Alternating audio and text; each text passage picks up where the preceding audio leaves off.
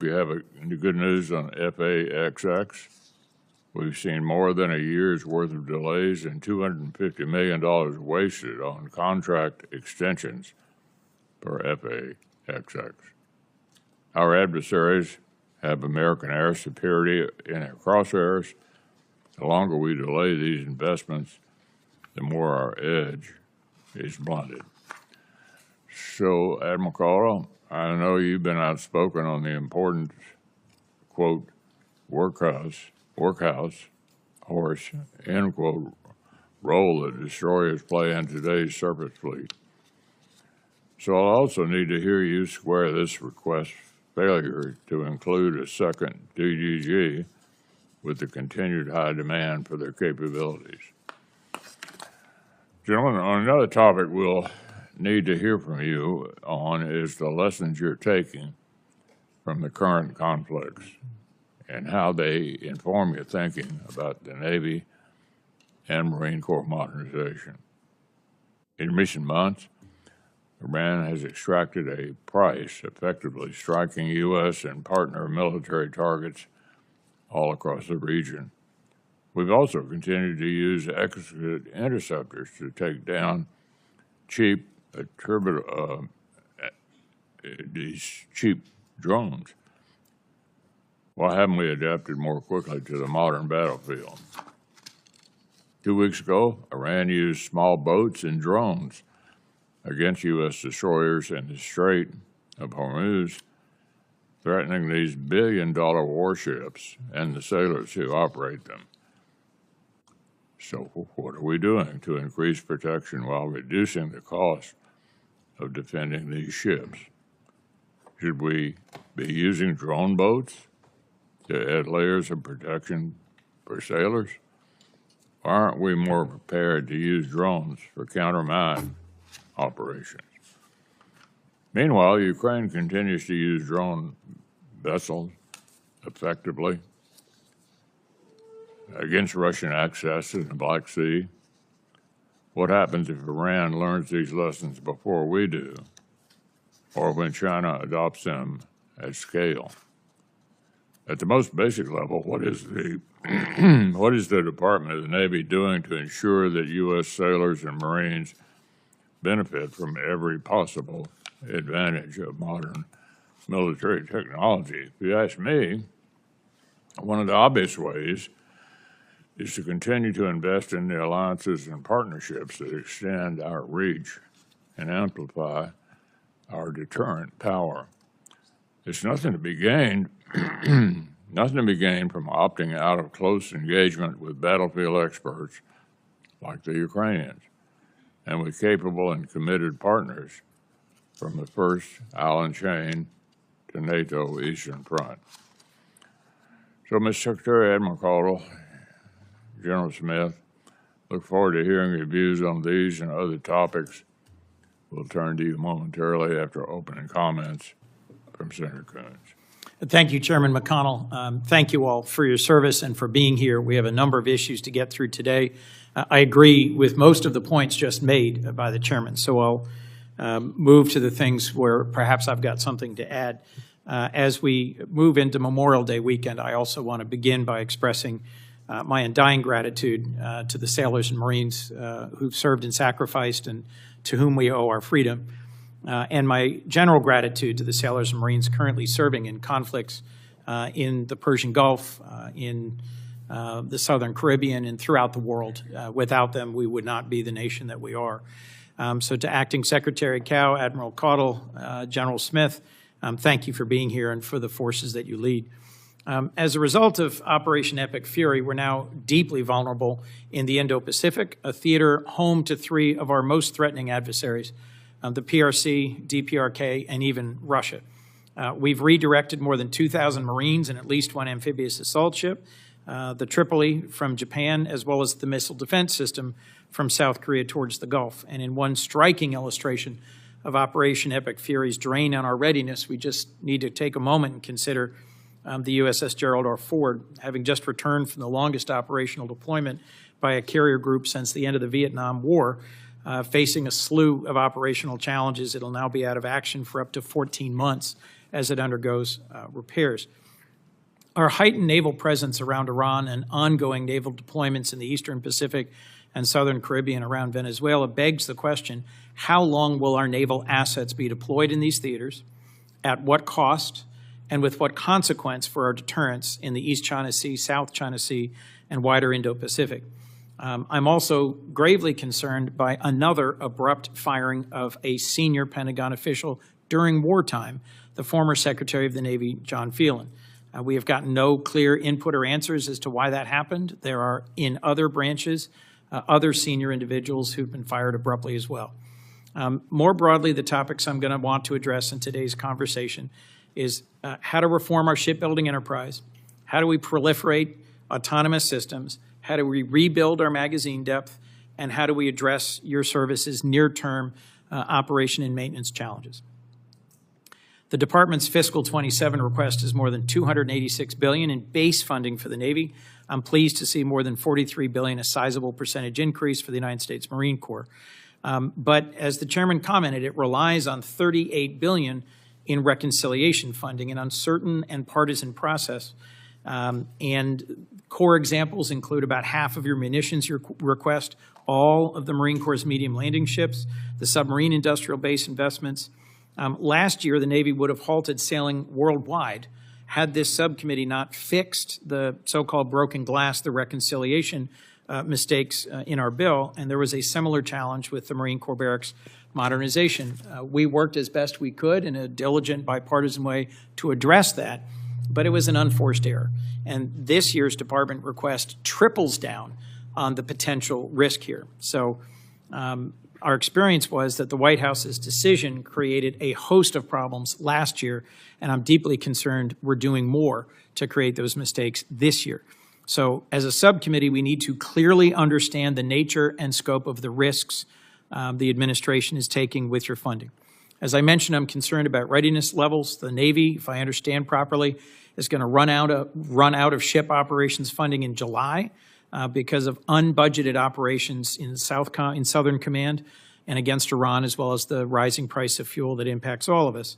And there will be, as I mentioned, significant repair costs for the Ford and other ships. We don't have currently good estimates about what that will cost. Commandant General Smith, this committee has been very supportive of the Marine Corps' force design reforms. They were thoughtfully put together, executed efficiently, and better position Marines for modern combat. You consulted closely with Congress throughout all of this, so we understood your vision and how it would work, and I look forward to continuing to hear about how that work is playing out and how we can invest in your force readiness. I'm very pleased to see a strong investment in shipbuilding. I think we are far behind, and we need to catch up as best we possibly can. I'm proud to work closely with the Pennsylvania delegation in supporting the Philly shipyard, one of a number of shipbuilding capabilities we need to invest in more. I support smart and robust investments in our industrial base, but that starts with expediting incorporating advanced manufacturing technologies. I think we need to learn from and partner with the best-in-class shipyards in the world, relatively few of which are in our country. The Navy is making steady incremental progress, but it lacks, in my view, the sense of urgency from our partners in shipbuilding. We need to understand real outcomes and metrics. We're putting a ton of money into industrial base, and we need to see how that money is reaching the sub-tier suppliers to broaden and strengthen that base. And then a clear understanding about what the government's responsible for and what industry is responsible for. I admire the Deputy Secretary's fierce determination to shake up elements of this system. Paying competitive wages, keeping the shipyard infrastructure in decent shape is industry's job, and they need to prioritize that over paying billions in stock buybacks, and I think collectively we need to hold them accountable. Last, there's a number of other areas of concern in this request, but I have to point to, you are requesting dramatic sums for a new class of battleship. In my view, the entire concept flies in the face of current naval doctrine. Everything we know about survivability in the current war space. You heard the chairman's comments about Ukraine and the remarkable success they've had against the Russian Black Sea Fleet. I will associate myself with those comments. You're requesting over a 5-year period, I believe, $50 billion. But as I understand it, you don't have a design, you don't know what's going to be on it, you're counting on multiple unproven technologies, and you don't know how you're going to build it. In my view, that's a program designed to fail. And we should instead be putting those funds in rapidly characterizing, acquiring, and deploying critically needed drones that will allow us below and on the surface and above the sea to be the dominant force we need to be going ahead. So we have a lot of ground to cover today. This is the start of our conversations for this appropriations year. And I am hopeful there will be an improvement from last year and that our information sharing will be transparent, thorough, and proactive. Thank you again for your service, and thank you, Mr. Chairman. Thank you, Senator Coons. We'll ask each of you to make a brief statement, starting with you, Acting Secretary Kell. Good morning, Chairman McConnell, Ranking Member Coons, distinguished members of the Senate Appropriations Committee. Senator Coons, thank you, sir, for reminding us on days like Memorial Day that freedom is not free. It's paid for by young men and women who will never see tomorrow. America's sailors and Marines are currently on the front lines of freedom in operations to protect our republic. Lincoln and Bush Carrier Strike Groups and Tripoli Amphibious Ready Group with the 31st Marine Expeditionary Unit are in the Arabian Sea protecting merchant ships and stopping illicit shipping by a terrorist regime. Destroyers Arleigh Burke, Bulkley, Oscar Austin, and Gonzalez are protecting our allies in the Mediterranean against cruise missile attacks from Iran. In the Caribbean, Iwo Jima Argmu and USS Dwight D. Eisenhower Carrier Strike Group, a 49-year-old nuclear-powered aircraft carrier, are stopping narco-terrorists from poisoning Americans with illegal drugs. In the Pacific, Boxer Argmu and Destroyer Squadron 7 are enforcing the freedom of navigation in the South China Sea. At home, we're preparing Macon Island Argmu for deployment. On our southern border, our sailors and Marines stand watch tonight saying, nothing's going to hurt you tonight, not on my watch. 4 weeks ago, I was tasked by President Trump to lead the United States Navy and the United States Marine Corps. My three priorities are to take care of our sailors and Marines, build ships, and protect our homeland. 120 years ago, the Great White Fleet extended America's reach across the globe. We are currently at the forefront of history with a budget that will create the Golden Fleet, which renews that maritime dominance. We have the obligation to give our sailors and Marines the very best equipment to do their jobs. In our historic budget of $377.5 billion, we're adding 34 new ships, varying from small to large combatants, 123 new aircrafts, along with 5 unmanned ships. In 5 years, we will add 122 manned ships and 63 unmanned ships. We're funding the readiness of our fleet to 95%. We're procuring exquisite munitions that will keep our forces outside the weapons engagement zone while investing in research and development for the fight of the future. More importantly, we're increasing our service member pays, investing in family and unaccompanied housing, child development centers so that our sailors and Marines have a safe, clean, and comfortable place to live and not have to worry about their families when deployed in harm's way. We have greatly exceeded recruiting and retention goals, and that is due solely to the sheer leadership of President Trump and Secretary Hegseth. 2 weeks ago, I was aboard USS Gerald R. Ford, USS Winston Churchill, and USS Bainbridge as they were returning from the 11-month combat deployment in 2 theaters. Do not believe the fake news that claims food shortages, backed-up toilets, or low morale. What I witnessed were motivated and professional young Americans pushing the boundaries of performance for their country. It is imperative that we pass this budget. Ship construction and readiness were bill payers for Iraq and Afghanistan for 20 years. While our industrial base atrophied, America's peer competitors grew stronger and threatened our sovereignty. Their 100-year plan has one goal: total global domination. Only one thing stands in our way, and that is the United States of America. The Navy Marine Corps are America's 911 force, capable of being anywhere as a carrier strike group or a Marine Air Ground Task Force with overwhelming firepower, as we saw in Absolute Resolve and Epic Fury. A year ago, I testified in my confirmation hearing that it would create the most lethal Navy Marine Corps team the world has ever seen. I will keep that promise, having worn the cloth of our nation for 32 years, most of which was in combat. I also do this because I will not allow my oldest son, who will be commissioned as a second lieutenant in the United States Marine Corps tomorrow, to go through war the way I did, without the equipment that we needed. I will not allow this for any of America's sons or daughters. They signed a blank check to this nation up to and including their lives, and we owe it to them to do our due diligence to fund a historic budget that will care for them and their families while giving them the tools they need to answer the call. I've seen firsthand what communism and authoritarian regimes have done to thriving nations. Members of my family were murdered by communists. In 1975, we had no flag to stand under or a country to call our own. But the United States gave us hope and a future. I've dedicated my entire adult life to defend this nation under God so that we would never see this, and our children and our grandchildren will never experience this ever. Thank you again for the opportunity to testify before you. I'm ready to answer your questions, sir. Mr. Chairman. Mr. Chairman. Mr. Chairman. Senator Kennedy. Forgive me, Mr. Chairman, for interrupting. And I say this with respect for you and in these three gentlemen. But as you know, we've got a very important meeting at 11 o'clock. We're going to have to leave. I would respectfully ask if we could limit the opening remarks so we could get to ask a few questions. Senator Kennedy, Senator Coons has been perfectly all right with taking two on our side first, and then they get two. So we'll be able to get to both of you. I know, but my point is we're going to start at 11 o'clock. I've got to be there, and these gentlemen have some wonderful prepared statements, but I can read faster than they can talk. And I was hoping if they could give us the Cliff's Notes version, we might have enough time to ask a question. Or go ahead and ask the question. Do you mind? No. You mind, gentlemen? Sir, not at all. All right. I'll try to be brief. Mr. Secretary, thank you for being here. We need more ships. We're going to give you money to build more ships. You need to get those ships built. You need to build as many of them as you can in Louisiana, but let's get them built. General, is Russia our friend? Sir, they're not.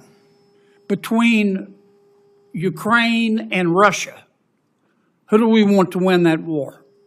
Well, we prefer there not be a war, but obviously, Well, but there is. Who do we want to win? obviously we want Ukraine to stand independently and not be consumed by Russia. Okay. Now, when Putin went into Ukraine, he thought he was going to roll in and take it over in 2 days like thunder on a summer night, didn't he? I believe he did. But the Ukrainian people have fought back, haven't they? Yes, sir. They have fought back. And they now have some of the most sophisticated drone technology in the history of the world, don't they? Sir, they do. They're doing very well with drones. And they're giving, with the limited resources they have, they're giving Russia a curb stomping, aren't they? I would say they are. In fact, they have knocked out, with their limited resources, 40% of Russia's export ability of their oil. They, since January, using their drones and limited cruise missiles, they have hit oil and gas facilities within Russia over 100 times. Not on the border, within Russia, right? Yes, sir. And Putin was so scared, he almost had to cancel their military parade. Didn't he? Well, I'm not sure of that, sir, but I will take your word for that, sir. Okay. All right. Well, how much money? Now, let me just lead you. The world has $300 billion of frozen Russian assets in escrow, don't we? I don't know, sir. I do. It's $300 billion. And 2/3 of that, about $225 billion, is sitting in Europe, isn't it? Again, sir, I'm not sure of that. Well, I am. And I'm surprised, no disrespect, that you don't know. And Europe has asked our permission to take that $200 to $225 billion. Well, I mean, strike that. That $225 billion, humor me, that's sitting there frozen. Not a single penny is American taxpayer money, is it? I don't believe it is. No. It all belongs to Russia, doesn't it? I believe that is correct. And the sir. EU has asked our permission to take that money and give it to Ukraine. so they can knock Russia in the next week and let's get this war over. That's a good idea, don't you think? Well, I think anything that can be done to stop that war is a good idea, sir. Would you support giving that $225 billion, no taxpayer money in America, to Ukraine? Again, sir, that's outside my purview as a service chief. Okay. Admiral, let me ask you a question.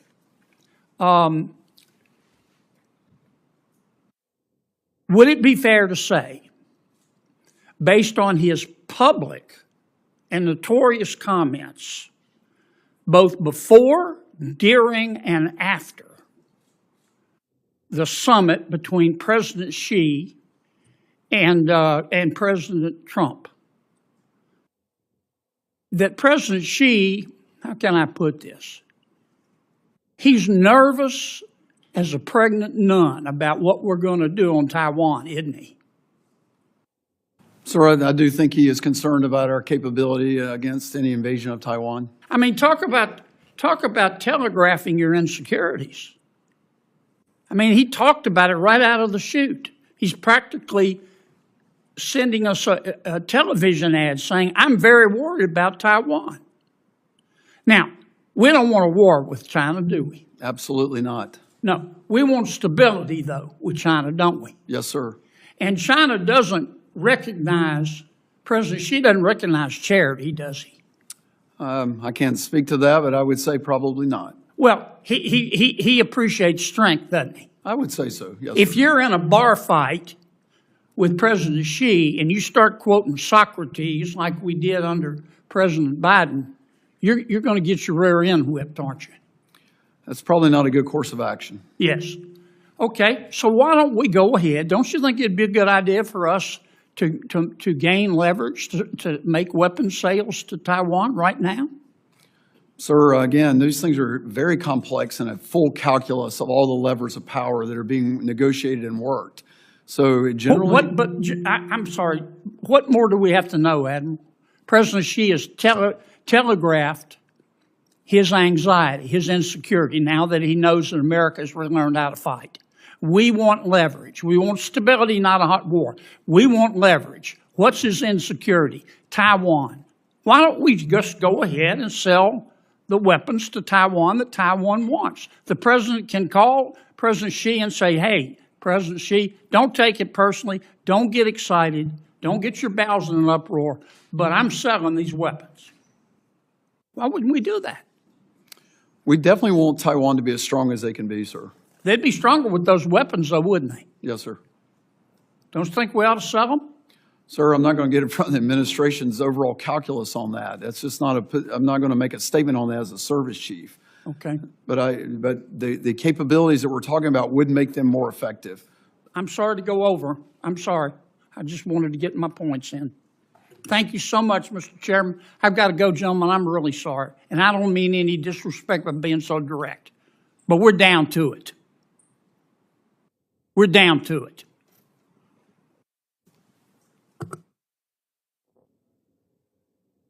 Indicated there's a conference meeting, which I'm not going to myself, that a number of our side have to attend, and so I'll go next to Susan and then to John Hoven.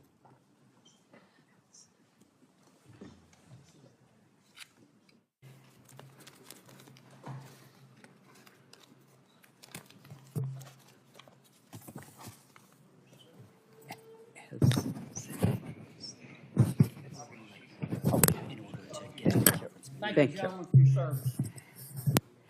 Thank you very much, Mr. Chairman. If I may interject, what we're going to do is just skip you all's opening statements and go straight to the questions. Thank you. In light of the briefing we have this morning, I want to thank my Democratic colleagues for also being accommodating. Secretary Cow, Secretary Hegseth just recently has described destroyers as being the backbone of the fleet. The fiscal year 27 budget request, however, includes funding for only one DDG 51 compared to two in fiscal year 26 and 3 in fiscal year 25. Such a reduction would send a troubling signal to the industrial base at a time when the Navy continues to emphasize the need for greater fleet capability and resiliency.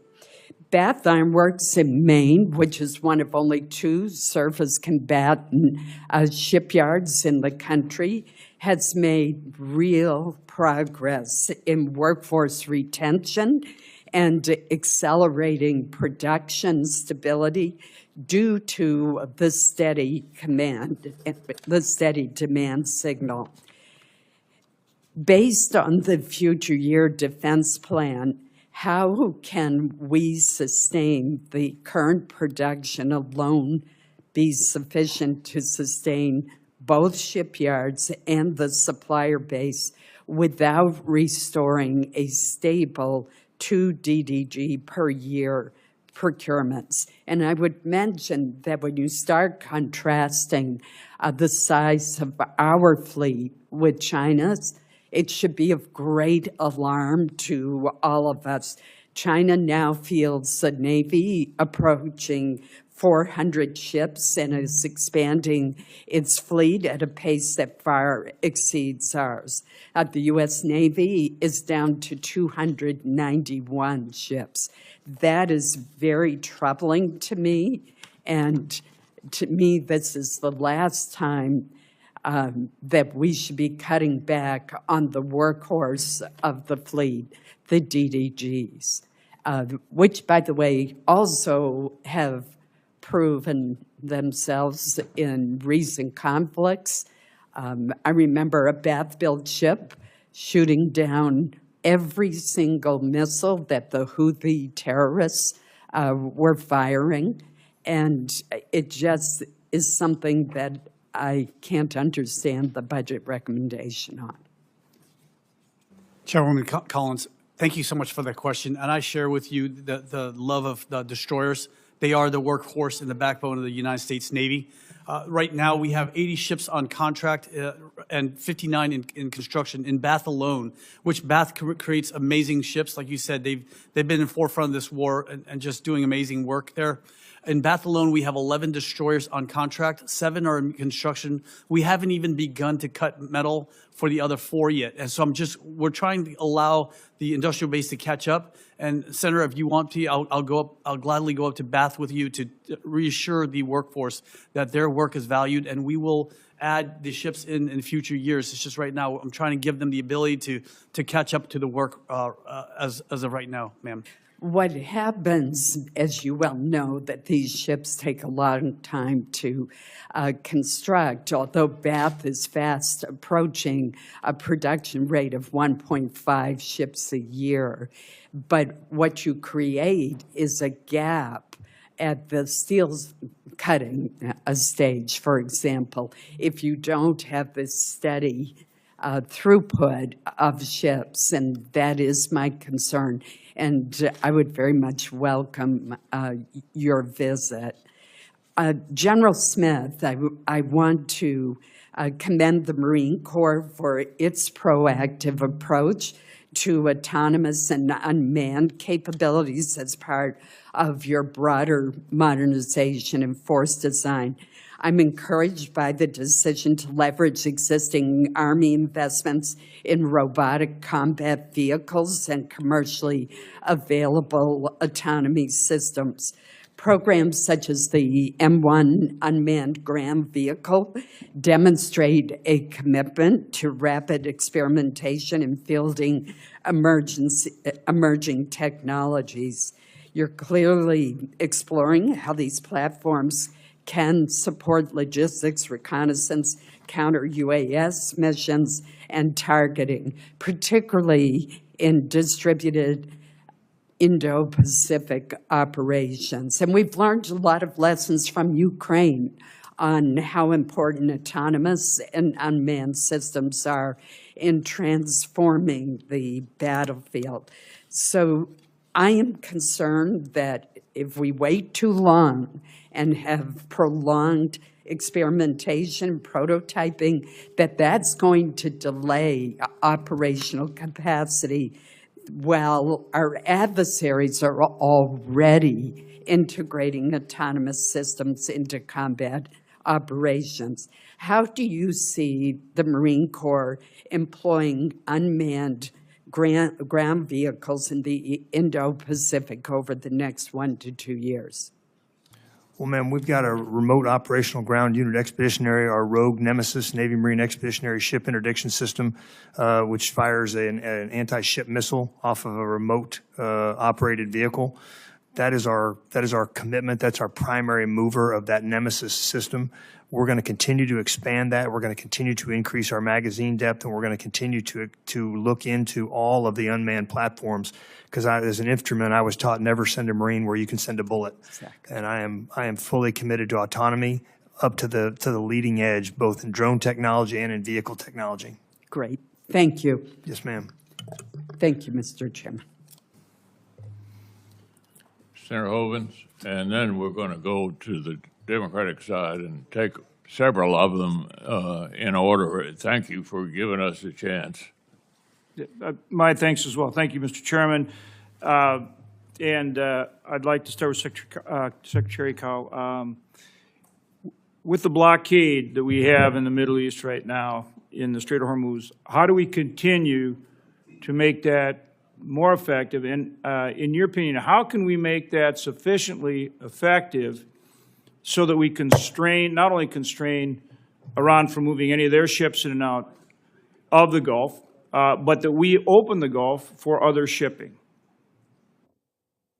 Senator, thank you for that question. You're right. I mean, doing a blockade is very tough, and I will turn over to the Chief of Naval Operations in a second for tactics, techniques, procedures while we do that. But, there's a lot of things we can leverage, including, I think, unmanned surface platforms will be important, as well as maritime domain awareness. But I will turn over to the Chief of Naval Operations. Well, where I'm going with, obviously the pressure on us is gasoline prices, right? And that's really the only lever that Iran has left. And that's to create enough uncertainty so that ships can't transit the strait. But if we take that away and we not only bottle them up, but we open up traffic, then the pressure's off us and the blockade pressure continues. Whatever kinetic steps we decide to take over and beyond that, we'll see what the administration decides. But that truly keeps the pressure on them, increasingly so, and it takes it away from us. So, as their terrible regime says, oh, well, our people are used to suffering, and so they think they can outlast us. So how do we flip that equation? That's what I'm getting at. Well, sir, the blockade has probably been the single most important military operation we've done to try to get negotiations to the place where they even are. And we're getting better at it. We're getting more efficient at it. We are. That comes with really good rules of engagement. We're really good at understanding how to determine this. It comes from artificial intelligence enabled common operational picture to actually know who we go after, intel, deep intelligence, and then the ability to utilize security forces to board if necessary or disable if necessary leakers. So that's important. But to open the flow of commerce to partners who want to leave the Strait of Hormuz and where we know there have been mines in place, so that's challenging for them. If we go try to do escort with that, we have looked into that. That's a very challenging mission in that narrow strait when it's contested. And so when you're in a contested environment, to demine the Strait of Hormuz or to do escort duty is not something that's easy to do. So we're going to have to get to a place that that strait is open with a generally accepted ceasefire before that can be turned on en masse. So are you saying you can't, it's not, in your opinion, you're not able to completely open the strait and maintain the blockade other than through some type of agreement, ceasefire?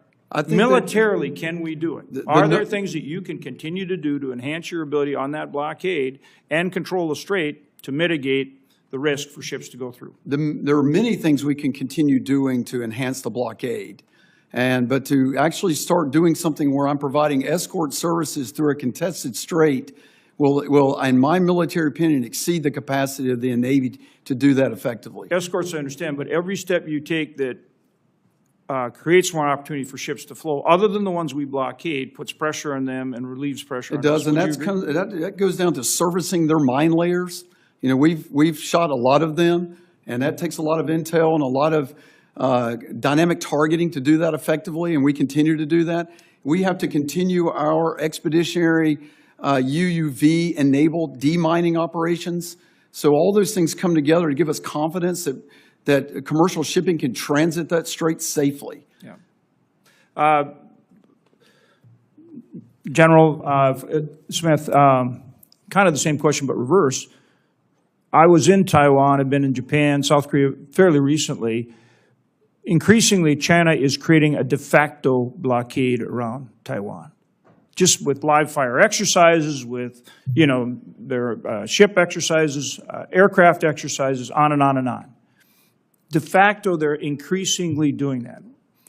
Other than making Taiwan a porcupine, what other steps are effective in slowing that down, preventing it, stopping it, addressing it? Well, sir, your last point about a porcupine defense does work. Nobody wants to bite into a porcupine. So back to what Senator Kennedy was talking about. Yes, sir. You want to have a deep missile depth. You want to make it. It's one thing to start across the straits. It's another thing to get to the shore of Taiwan, and it's another thing to get from the shore to the capital. And so what we're doing is we are working closely with our allies and partners to ensure that every step of that possible action by the PRC is contested. The Marines at Okinawa are doing incredible work, and you don't realize how amazing the work there is they're doing and what they're doing on land and sea. The whole drone thing is a huge, huge part of that and changing everything, air and water. It's unbelievable. Congratulations to your guys, and thanks to all three of you very much. Thank you, Mr. Chairman, and thanks to our colleagues.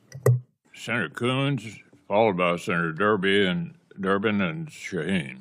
Thank you, Mr. Chairman. I will defer to my friend and colleague, Senator Durbin, and then to Senator Shaheen, and then I'll question. Thank you, Senator Coons. For a number of us, this is the last time we'll meet in these circumstances. We've announced our retirement from the Senate. I wanted to take 60 seconds just to acknowledge how I got started in the Senate, because it involves the Marine Corps. It involves a man named Paul Douglas. Paul Douglas was the senator from Illinois from 1948 to 1966, college professor who enlisted in the Marine Corps in March of 1942. What was unique about that was he's the oldest recruit in the history of the Marine Corps. He went through basic training at Parris Island at the age of 50 and became a captain in rank and begged to be in combat. They eventually assigned him to Okinawa. He was involved in combat and lost the use of his left arm, which he referred to as his paperweight the rest of his life. Senator Douglas insisted on signing every letter that went out of his office, and that meant that somebody had to sit next to him and pull the letters as he signed them. Interns, and that was me, and that's where I started in this business. But I'm very proud of his service, and I wanted to make a record of it today in this testimony and hearing. Thank you for your service to this country. Secretary Cow, I think our greatest source of pride in Illinois is Great Lakes Naval Training Station. To think that every recruit in the United States Navy goes through Great Lakes is a great source of pride to us. I was there just last week as we dedicated the expansion of a school for the families that live in the area. Here's a challenge we face, which I want you to be sensitive to. Maybe you already are, is the fact that this Operation Midway Blitz, or whatever they call it, by DHS and ICE and the like, has scared the hell out of many people in that region, particularly a Hispanic population. Every week, we have literally thousands of graduates at a beautiful ceremony at Great Lakes who come in from all over the United States. My concern is their concern. Some of them are not citizens of the United States, and yet their sons and daughters are volunteering to serve in the Navy. We have more than 1,000 each year that become citizens, actually sworn into citizenship at that base. We have warned DHS, stay away from Great Lakes. Don't intimidate these families in any way. Give them a chance to have one of the greatest days of their lives with their sons and daughters. Are you familiar with this issue? Senator, thank you for this question. And again, I share your concern of being a refugee to this country and serving this nation. I know what it's like to not have a country to call my own and having to, having the United States open up their arms. And that's why I served in combat for this country for so many years. What I know about the DHS and in Great Lakes is they're no longer on board Great Lakes at all. That's what I understand too. Yes, sir. So, but I'm not aware of Midnight Blitz or any other operation within DHS, sir. I just want to sensitize you to the fact that thousands of families come to that base each week to celebrate one of the most important days of their families' lives. And many of them are in fear that just around the corner someone is going to ask them to show identification. We've got to keep that operation at Great Lakes separate from this Midway Blitz and ICE agents' assignment in order to maintain its integrity. So I hope you'll keep that in mind as you chart your conduct in the future. I'll keep it in mind, Senator. I yield. Chris. I yield. Senator Sheen. Well, thank you for giving us the opportunity to go ahead and ask questions ahead of you. We appreciate it. Thank you, gentlemen, for being here. I'm sure you will not be surprised, Secretary Cow, to know that I have a question about the Portsmouth Naval Shipyard. I'm sure Admiral Cottle was expecting that. But this is distressing because the shipyard has a funding shortfall of $65 million since October. $30 million of that is to cover Secretary Hegseth's directive to provide bonuses to randomly selected workers. So the idea of recognizing workers, I think we can all support. But if we're going to do that, then the department needs to provide the funding to make that recognition. And they didn't do that. So the shipyard had to take funds from their existing budget. In addition, DOD is pulling back another $33 million from the shipyard for its, quote, under execution of hiring, which doesn't make any sense because, as Admiral Cottle can speak to, because we've had this conversation, they were prevented from hiring workers before Congress stepped in and exempted them from Secretary Hegseth's civilian hiring freeze. It's an issue that I raised with the previous Navy Secretary, which he said he was trying to address. It's an issue I raised with Secretary Hegseth. He said you all were going to look into it, and yet we still have this funding shortfall that is having a real impact on the ability of the shipyard to do their jobs at a time when it is critical that we keep the maintenance of our nuclear subs at the forefront and get those ships in and out on schedule. So, Acting Secretary Cal, can you commit that you will restore the funding that Portsmouth has lost because of the actions of the department? Senator, thank you for that question.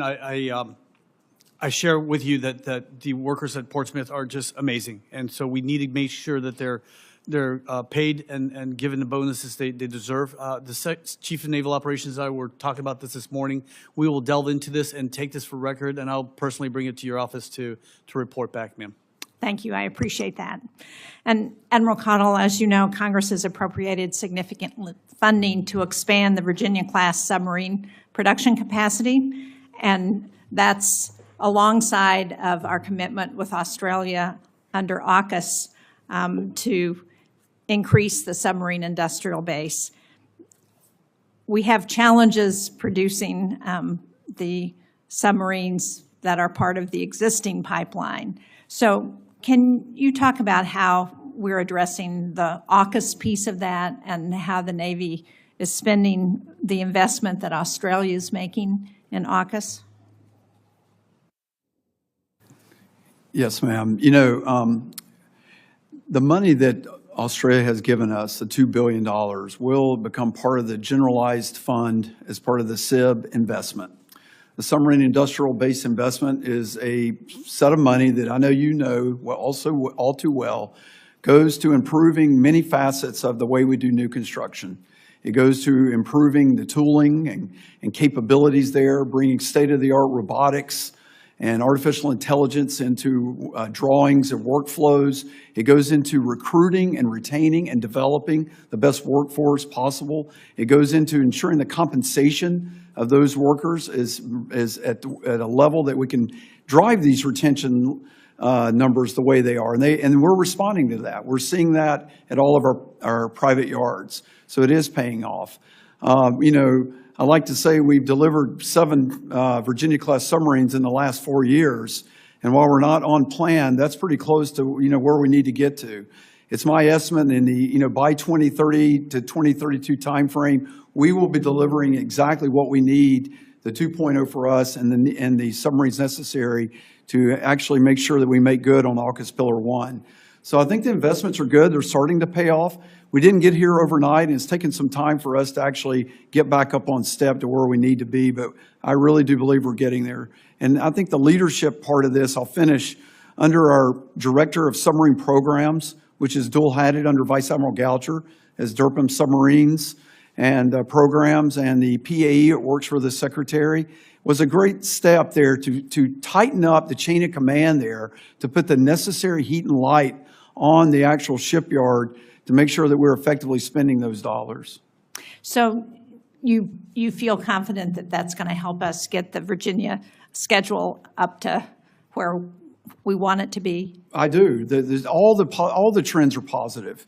It's not like getting the rudder over on a ship and it turns immediately on something like this, but everything I see and every report I see, from days of maintenance delay to recouping, idle submarine that we're actually down to 0 now, and the work you see going on at Portsmouth Naval Shipyard, and that's in the public yard sector, every one of those is actually in a positive trend and actually getting better. So I am quite confident in what I'm saying. Thank you very much. Thank you, Mr. Chairman.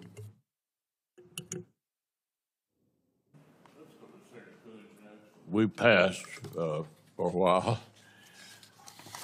Thank you. And I appreciate the testimony we've heard so far, and I'm looking forward to reviewing all of your prepared statements.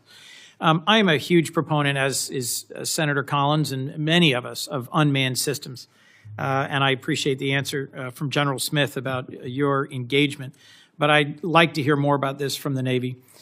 You're proposing, I believe, $2.2 billion in investments for unmanned systems, and I'm concerned about whether or not we've learned the lessons from past drone initiatives that focused on procuring end items with little or no thought to how they'll actually be employed or sustained. If you could, Acting Secretary Cow and Admiral Caudle, how's the Navy thinking about the deployment and the use of systems in the future to make sure they're fit for the challenges we face, and how are you incorporating the lessons learned from Ukraine and the ongoing operations in Iran, as you just referenced, Admiral Caudle, the unmanned systems for demining, to make sure that these investments in autonomous systems meet our operational needs?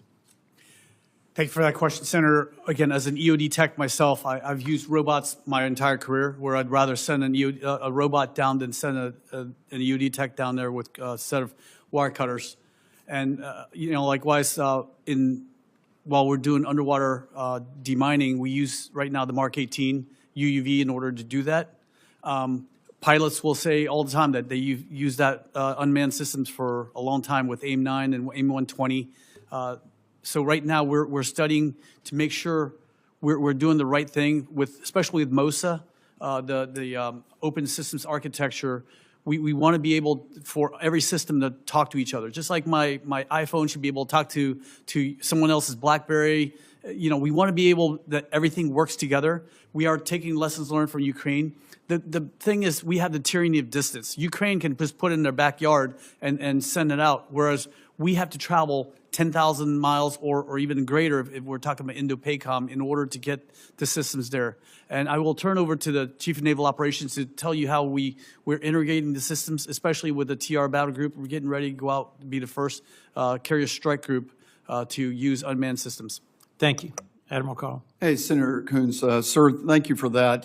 First of all, let me just say the ultimate unmanned weapon is the SM-6, the conventional prompt strike missile, the heavyweight Mark 48 torpedo, LRASM. Those are unmanned vehicles themselves, and they're quite capable, and we need to make sure that our munitions, are fully funded. So let me just state that. You know, the Secretary's got it right. It's, you know, it's one thing to be able to launch unmanned kit, which has limited range, when you're in an arc of achievability like Ukraine is to their target set. So we have to have let me, not to interrupt, but I'll interrupt. One of the things that's most impressed, and you've heard it from several of us, about Ukraine's work is that they are launching successful drone strikes 1,000 miles from Ukraine. Yes. Part of what has changed the momentum on the battlefield is their successful strikes in Moscow and the stunning success of Operation Spiderweb to deliver significant damage to strategic airlift 1,000 miles away. So it's not entirely true that they aren't covering also the tyranny of distance, given the depth that the Russians are using to launch attacks on Ukraine. So forgive me. No question, sir, but I've got to carry that kit as a Navy to the forward part of the theater and then get that last 1,000 miles. Okay, so I can do that through my own ships, so you can envision what motherships would look like. Sure. Certainly that would be our medium unmanned surface vehicle, containerized payloads with swarm drones in that, all types of long-range munitions in that, undersea capabilities in that. So containerization is huge for me to do that. I have to also, not only the distance, I have to have things survivable in sea state. Monsoon season is about to hit. So if I tried to go put a bunch of unmanned right now in this monsoon season, it would not be survivable in itself. So I love the asymmetry and the overmatch that you can get from robotic and autonomous systems. But as the Navy chief, I have to bring that forward in a way that I can launch that into the theater with valid targets that I can't service through other means. Sir, what role do you imagine that our treaty allies play in this force projection? Because, you know, frankly, the Australians, the Philippines, Korea, Japan, they are technologically sophisticated partners. They are close partners with us, and they have the ability to support, to service, and to project. The first time I really was struck by what is possible in this was in Australia. I was there last summer for the U.S.-Australia AUKUS-related dialogue and visited an Anduril facility and saw their Ghost Shark product and was really quite struck at what they are deploying. What role do you see our close allies playing in developing, testing, and deploying autonomous systems? Well, Ranking Member Coons, again, I don't see any world that our allies don't play a prominent role in how we leverage autonomy. I need their ABO. I need them to invest in it. I need to actually work with them and integrate it into the schemes of maneuver and how we do mass fires. So it's a vital question what you're bringing up. If we're going to launch and have effective unmanned capability going forward, then that has to be done, I think, in close collaboration with allies and partners. I need to be able to sustain that kit forward to be able to bring it to bear. That will require partnerships with our allies. My last question this round, if I could. Look, as I understand our shipbuilding challenges, all of the existing shipyards are working at full capacity. You're asking for more money to increase their capacity, but we are literally years behind. And the best-in-class shipyards in the world are in Japan, South Korea, and China. 50 years ago, we had the best shipyards in the world. Today, we do not. And I'm a strong believer that we need to make sure we are protecting America's industrial base and exploring deeper partnerships. You ask for $1.8 billion to study using foreign shipyards and foreign designs. That is a lot for a study. If you could just briefly describe what the point is for that much of a study and what extra capacity you think we might look to our treaty allies to provide, both for servicing, to your point of tyranny of distance, and potentially constructing ships in partnership with us. I'm a big believer in the AUKUS partnership. I think we need to be looking to our close allies and partners as long as we are protecting our domestic shipyards and they have robust and sustained opportunities to contribute to this work. Ranking Member Coons, that's a wonderful question, sir, because the RDT&E we're getting with that is to see the integration of those foreign ships, to see how they fit in our formation. And if it works, we're not buying into foreign shipyards. We're having them invest in the United States. We want them to bring their operations here with the way they're able to crank out a destroyer in 2 years. And that will create basically 540,000 jobs in the United States. And not just to build destroyers and frigates and battleships. We're talking about also merchant ships. Right now, we only have 188, flagged merchant ships. and 105 military SEAL command ships, and we need more in the United States. The Chinese have 11,000 merchant ships, and we need to build capacity. That's why to be able to have them invest over here, I mean, my Toyota is not built in Japan, it's built in the United States. So have them build their factories over here, sir. Hanwha's dramatic commitment to invest in the Philly shipyard is just one of many such investments. Is it your testimony then that you're not considering any production overseas, only investments in U.S. shipyards?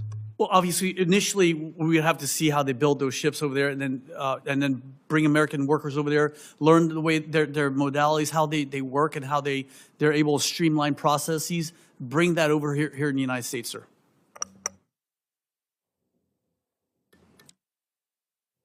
You've been asked before, but we've encouraged Taiwan to buy arms from us, and all of a sudden there's a pause.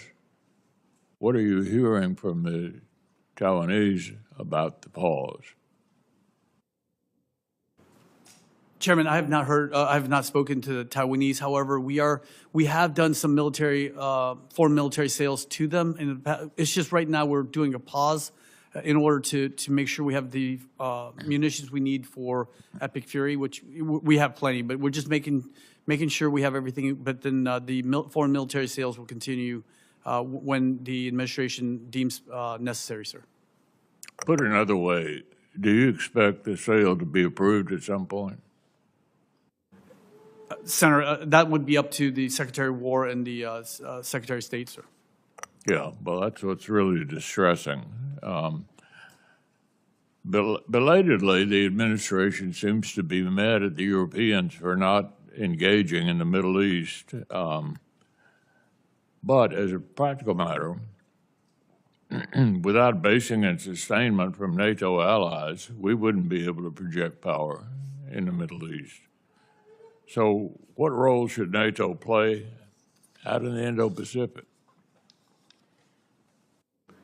Well, Chairman, first of all, NATO playing a role, I would love to see NATO doing some demining in the Straits also. I mean, this is a mutually beneficial for all the world if we can clear the Straits right now and really provide security. And NATO, again, would be a great ally to us in the Pacific just to maintain the sea lanes of communication. We, the United States, are a maritime nation. We depend on the Pacific and the Atlantic for free trade, and the world does also. And so this is why we need to all work together to protect the sea lanes of communications for the world, sir. I think the way to think about NATO is it's important not only for the Europeans and ourselves, but for the rest of the world. They're looking at NATO, coming to NATO meetings from the Pacific. This is the potential framework for us to be the leader of the free world, all the world, not just Europe, because we all know who our adversaries are: China, Russia, North Korea, Iran. They all have one thing in common: they hate us. So we can either stand up to that or hunker down and hope for the best. Finally, Ms. Secretary, fiscal year 26, we funded naval drone and counter-drone capabilities via full-year appropriations. This year's request would only fund Navy drone programs in reconciliation. Do you have some view about that? Oh, I'm sorry, is this CNO? I'm sorry, good. Would you like the CNO to answer that, Chairman, or myself? Admiral. Chairman McConnell, the risk of, not having the total discretionary and mandatory bill is significant for the Navy. We've in the opening statements that have been made by you and others, we take risk in munitions, we take risk in F-35, and we take risk in FISRAM to maintain our facilities, our foundry, as I like to call it. So, if the majority of the counter-UAS and counter-drone technologies and capabilities are in the mandatory, and that's not funded, of course, I take risk there. And so that's why, for me as a service chief, the passing of the total bill is so vital for me. What specific lessons has the Navy learned from what's going on in Ukraine? It's all been described as the Silicon Valley of warfare. I'm wondering if any of the senior Navy leaders have been to Ukraine and to gather lessons firsthand from the front lines of modern warfare. Chair McConnell, there's a lot of lessons. One, how you command and control forces. Two, how you have great intelligence apparatus, sustained ISR, and not only just ISR for targeting and getting valid targets that actually, cripple the supply and logistics and force correlation nodes of an adversary, but the actual ISR to do battle damage assessment is vital. We've seen the outsized asymmetric effort that's been able to be done by the Ukrainian forces, leveraging robotic and autonomous systems. But that requires great targeting to go do that. And so that's been a piece of that. So, logistics win wars, we know that. And so that's been a big lessons learned. And we've seen that it takes partnerships, to actually sustain Ukraine against a much larger force that Russia fields. So there's been a lot of lessons that we've looked at very hard and that we will use and leverage in our own fights. Baldwin. Thank you, Mr. Chairman. Secretary Cow, Admiral Cottle, General Smith, thank you all for being here this morning. General Smith, over the last several years, this subcommittee has supported the Marine Corps' efforts to transform into a more mobile and capable force prepared to fight in a potential naval war in the Pacific. Can you describe the importance of the medium landing ship to the Marine Corps' approach to fighting this war? Senator, I can, and thank you for that question. The LSM, or landing ship medium, we always have to do landing ship, medium in the Marine Corps. It's just the way we do it. It is an inter-island connector. It enables our forces to aggregate and disaggregate rapidly and to go to places that other conventional Navy ships cannot go because of beach gradients. So it allows us to have access to the totality of the first island chain, and it's vital. It's going to bring our medium missile batteries, our Nemesis, our Navy Marine ship interdiction system. It's going to bring all that to bear in places that otherwise the adversary would not have to calculate when they look at their ISR platform, when they look at where are they focusing their intelligence, surveillance, and reconnaissance. Now they have to look at the totality of the map. Thank you. The current requirement laid out by the Navy and Marine Corps is to procure 35 medium landing ships. How critical to the Marine Corps is it for the U.S. to build at least 35 of them? Ma'am, it's vital because we're going to need to move the forces that need to be moved. Those forces in 3MEF, 3rd Marine Expeditionary Force, are going to have to be moved, and even 1MEF, 1st Marine Expeditionary Force out of Camp Pendleton, once they move forward, they're going to have the ability to move around the first island chain. And again, the LSM blends itself in with commercial shipping. It looks like any other small ship that's transiting the area. There's some exquisite capabilities that we can put on it that we can't talk about in an open hearing, but we could talk about in a closed hearing that will enable to, quote, fuzz it up so that it looks like any other tramp steamer that's out there. And then the Navy expects to be building medium landing ships for about the next decade. At the same time, President Xi has directed the People's Liberation Army to be prepared to take Taiwan by force as soon as next year. So time is of the essence if the U.S. is to maintain our military edge in the Pacific. Do you believe it is important to Marine Corps readiness to acquire medium landing ships as quickly as we can? Absolutely, ma'am. There's a saying, if your neighbor says he's going to kill you, you should believe him. Yeah. So, thank you. Secretary Cow, I am very concerned that the Navy's request for funding to procure 6 medium landing ships was included in the partisan and mandatory spending part of the department's budget request. That request is outside the jurisdiction of this subcommittee and is in serious danger, I think, of not passing this year. That makes me question the Navy's commitment to maintaining this program. So what is the Navy's backup plan for procuring medium landing ships if the administration's partisan spending request fails to advance?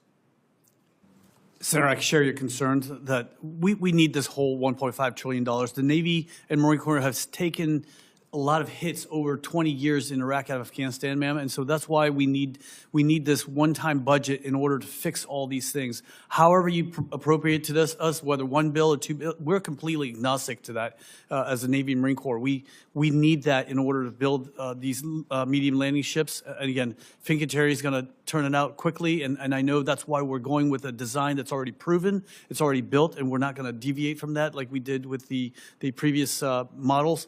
That's why it's so imperative that we get the $1.5 trillion, especially for the Navy and Marine Corps, to get the $377.5 billion, ma'am. Yeah, but, well, President Trump and this administration talk a lot about wanting to build more ships in America, and I absolutely agree with that. But bringing back our domestic shipbuilding industry requires a consistent demand signal, and decisions like these jeopardize the stability of the medium landing ship program and the thousands of jobs, including those in Wisconsin, which depend on it. So do you agree that consistent demand is important to our shipbuilding industry? And if so, why wasn't the request for the medium landing ship funding included in the Navy's base budget like all other battle force ships? Senator, again, we need, however we get this money, we need it all to fix the Navy and Marine Corps. And I know you weren't here for my opening statement, but my son's going to be commissioned in the United States Marine tomorrow from the United States Naval Academy. I cannot have him go to war the way I did. We just can't do this to our sailors and Marines. These are American sons and daughters, and we owe it to them to give them what they need. And this is why we just need to get this out. But when we're balancing the needs of quality of life, quality service, housing for them, pay, and everything else, it's just the way the budget was laid out, ma'am. Yeah, it's a problem that it's laid out that way, because the Navy and Marine Corps both emphasize the importance of procuring the medium landing ships quickly. Do you support procuring them as quickly as our shipyards are able to build them? Senator, I do support building them as quickly as possible and getting as many as we can possibly get.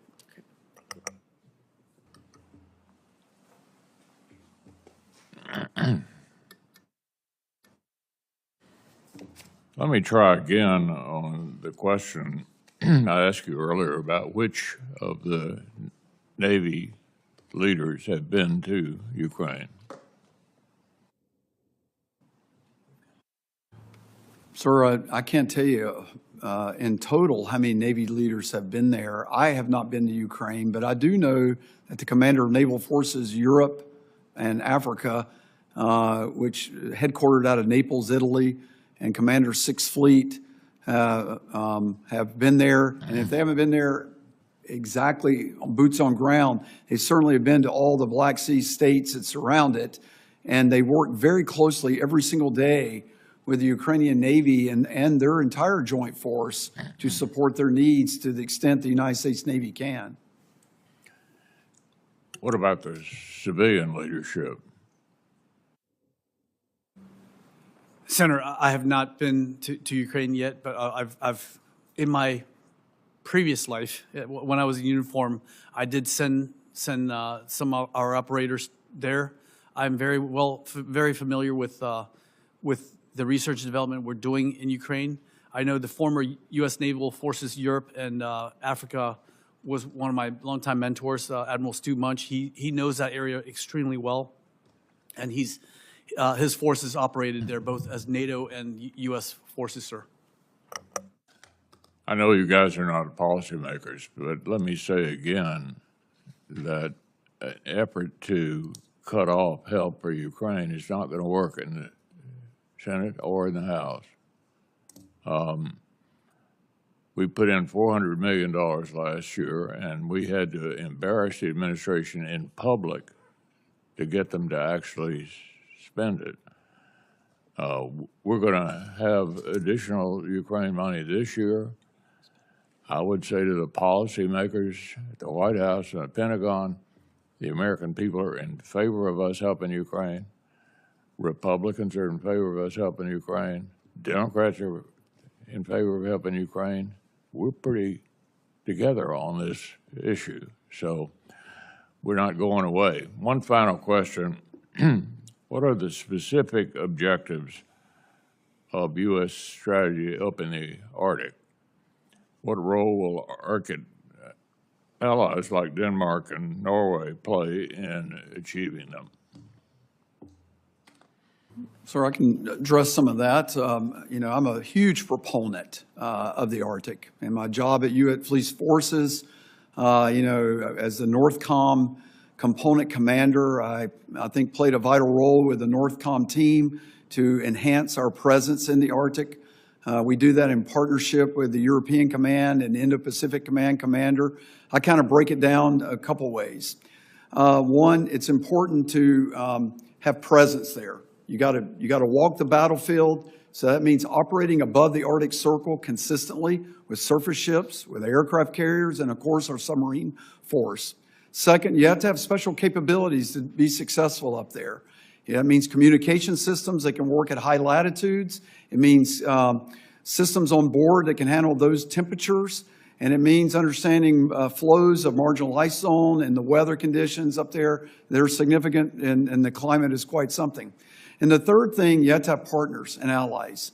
And the Arctic Council team is you know, that we all are part of NATO now, with the exception of Russia. So partnerships matter above the Arctic Circle. So Finland, Sweden, Norway, of course, and a big one is Canada, of course. And we do a lot of operations with them. We, you know, we just came off our biannual exercise called ISEX, where we're just there with, you know, where we do that every 2 years. We know the Russians want to actually, you know, call it their own. They'd like a 9-dash line around the North Pole, and we're not going to let that happen.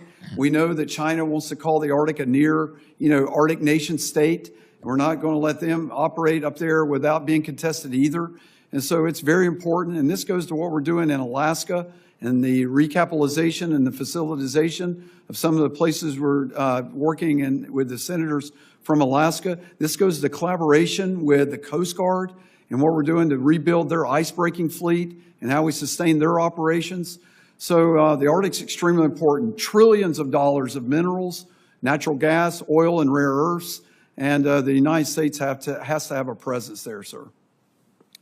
Speaking of Denmark, after the suggestion that somehow we wanted to take Greenland, how are we getting along with the Denmark NATO member? Sir, Denmark is a very close naval ally. We do a lot with Denmark. They punch way above their weight class, very sophisticated set of capabilities that they bring to bear. And I think our relationship with them is very close. They know that from a Navy perspective, how important Greenland is key terrain and our ability to operate in and out of Greenland to protect the Atlantic GI-UK gap from out-of-area Russian deployers is extremely important. They know it's important from an early warning radar system to understand ICBM threats and other threats could approach our homeland. So whatever concern there may have been, you think is blown over? Sir, I won't speak to the political aspects of that, but I can just tell you, Navy to Navy, we're strong with Denmark. Senator Coons. Thank you, Mr. Chairman, and thank you for your testimony today. I'm just going to pick up on a theme that you've heard from all of us, from the first questions from Senator Kennedy to the last questions from the chairman to that recent engagement. With our allies, we are strong. With our allies, we can project force. With our allies, we can deter China, Russia, Iran, DPRK. They are increasingly aligned, but we increasingly are not. I led a bipartisan delegation, a bipartisan bicameral delegation to Denmark the same week our president threatened to take Greenland by force from our NATO ally, Denmark. I appreciate your testimony, Admiral, that at the Navy-to-Navy level, we're strong. But their capabilities are not just terrific. Their service alongside us when we asked in Afghanistan was outstanding. And their sacrifice, as we come to our Memorial Day, we should not forget. 52 Danes died in service in Afghanistan. And as Senator Tillis and Senator Murkowski and Senator Durbin and I were there at the memorial to the Danes who served and died alongside us, we should not forget that when our president says we never asked NATO for anything and they never did anything for us, that's heard loud and clear by our NATO allies. I am gravely concerned that in the Arctic, where the Canadians are stepping up and investing, we're walking away from a decades-old partnership with them. In Europe, where Russia is the single greatest threat to our security and stability, we're putting at risk the trust that we've earned by abruptly announcing withdrawals of thousands of American troops in a way that is not clearly planned or executed. And the chairman referenced the $400 million. When the secretary was in front of us, he got asked by several of us, we appropriated $400 million last year for Ukraine. Has it been spent? No. When will we get a spend plan? Last week. Do we have it today? No. I know this is above your pay grade, but Mr. Secretary, I hope you will convey, as you've heard from many of us, from the first questions from the chairman to my last question now, you're submitting a budget that puts things across the line from base budget to reconciliation, munitions, shipbuilding, the LSM that is essential to your ability to fight and win in the Western Pacific. If the reconciliation piece of this doesn't go through, we are going to have even bigger problems this year than last. So let me just briefly ask about those two things. Commandant, how important is it that you have the LSMs in the year ahead, and what will you do if that does not come through in reconciliation? How will that impact your warfighting capability? Well, we'll be less mobile, we'll be less able to aggregate and disaggregate, and we'll be less able to contend with the PRC. And is the major adversary for whom you are currently planning and for which we are currently investing in the Western Pacific the PRC? It is, sir. Admiral Caudle, we spoke before, and you've spoken now, about how the Ukrainians have demonstrated remarkable mastery of naval drones. And in fact, they've pushed back Russia's Black Sea Fleet significantly. What happens to the Navy if your significant munitions request, which is divided between reconciliation regular, is denied and you don't get those munitions? And what does that do to shipbuilding, drones, and munitions for this coming year? Sir, that's why it's so important. You know, the way I put it into a context, my base budget is about $270 billion. About a tenth of that, 1/10, is in my mandatory. You know, so, you know, the way it kind of looks across the entire budget, it's like a third is over in mandatory. But for me, the Navy, a tenth of my budget is there. A lion's share is in discretionary. So, but I need both, to your point. I need both. And so to the specifics of the risk, as I stated earlier, it is an F-35 procurement. It is an LSM, no question. That's where all six live. And the risk of munitions and the risk in the FISRM, we need to sustain our bases and our infrastructure. So the reason I mentioned this in my opening, I'm mentioning it now, is that last year the lack of coordination produced billions of dollars in what we call broken glass, problems that we had to fix because they were not fixed by the White House. And I recognize it's the White House, OMB, the Secretary's office that are making these decisions. But you've now heard from a whole series of senators, Republican and Democrat, that we've got clear priorities that we are at risk of not meeting. I also mentioned in my opening, I am really struggling, Mr. Secretary, with the Navy's headlong rush towards a Trump-class battleship. We have never previously named a class of ships for a currently serving president. In your opening, you referenced the Great White Fleet of 100 years ago, which helped project naval power for the United States. But I don't see how a new class of battleship at a cost of $50 billion over 5 years meets our operational needs at a time when most of our exchanges have been about how the lessons learned of Ukraine and the likely lessons being learned by the PRC are about the urgency of moving towards distributed autonomous systems. What operational problem are you trying to solve that isn't met by carriers and destroyers, submarines, and autonomous systems being deployed at a greater scale, Mr. Secretary?